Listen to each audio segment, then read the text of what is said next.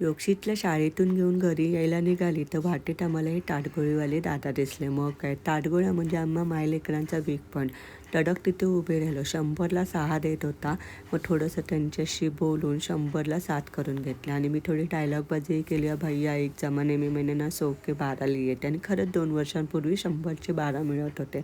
असं एवढ्या महिन्यात ना महागाई वाढली असेल. ताडगोळे घेताना शक्यतो मीडियम साईजचे घ्या, कारण ते छान पाणीदार असतात, रसाळ असतात. मोठे जास्त घेतले तर ते खूप सुके सुके लागतात. दोघा माईलेकरांनी घरी आणल्या साल काढून 2 गट्टम केले. त्यानंतर इथे मी ज्वारीच्या पिठाचे आंबोळे केले. तितक्यात हे महाशय आले. मग त्यांचा घास तर दिलाच पाहिजे ना, मग त्यांना सुद्धा दिले.